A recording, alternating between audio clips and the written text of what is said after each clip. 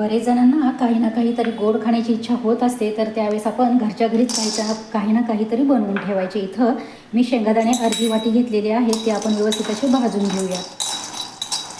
काही ना काही आपण छोटं मोठं गोडाचा पदार्थ नेहमी बनवून ठेवायचा, पौष्टिक पण होतो आणि बाहेरचं खाण्यापेक्षा आपलं घरचंच काही ना काहीतरी बनवायचं. इथे आपण शेंगदाणे व्यवस्थित असे खरपूस होईपर्यंत मीडियम गॅसवरती भाजून घेऊयात. आपले शेंगादाणे भाजून झालेले आहेत. आता आपण एका प्लेटमध्ये ते काढून घेऊयात.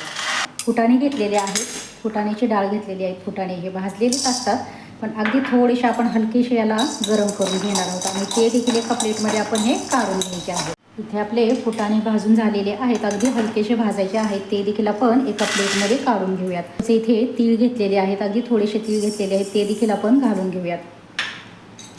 तीळ देखील आपण व्यवस्थित असे भाजून एका प्लेटमध्ये काढून घ्यायचे आहेत.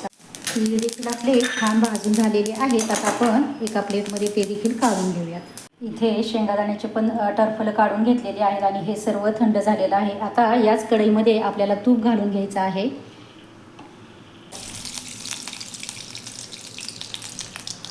यामध्ये 1 वाटी गूळ घेतलेला आहे, त्याच वाटीने मी तो घालून घ्यायचा आहे.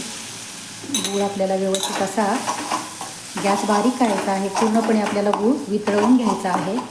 1 चमचाभर आपण साधारणतः पाणी घालूयात आणि गूळ आपण छान असा मिक्स करून घ्यायचा आहे. गूळ आपला व्यवस्थित वितळलेला आहे, पाहू शकता इथे तुम्ही. आता आपण शेंगादाणे घालून घ्यायचे आहेत, फुटाणे आहेत ते घालून घ्यायचे आहेत. सोबतच आपल्याला इथे तीळ देखील आपण घालून घेणार आहोत आणि हे व्यवस्थित आपल्याला मिक्स करून घ्यायचं आहे.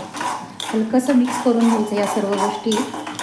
त्याला तूप लावून घेणार आहे आणि यातच आपल्याला हे मिश्रण काढून घ्यायचं आहे. अगदी थोडंसं आपण तूप लावून घेऊया त्याला. हे आपलं झालेलं आहे. आता आपण इकडे या प्लेटमध्ये हे मिश्रण आपल्याला काढून घ्यायचं आहे. या पद्धतीने सर्व मिश्रण आपण काढून घेऊया. हे मिश्रण आता आपण थोडा वेळ थंड होऊ देऊयात आणि मगच कट करून घ्यायचं आहे. तर मैत्रिणींनो, तयार आहे. इथं छोट्या मोठ्या भुकेच्या वेळेस गोड पदार्थ काही खाऊ वाटला तर असं आपण बनवलेलं आहे.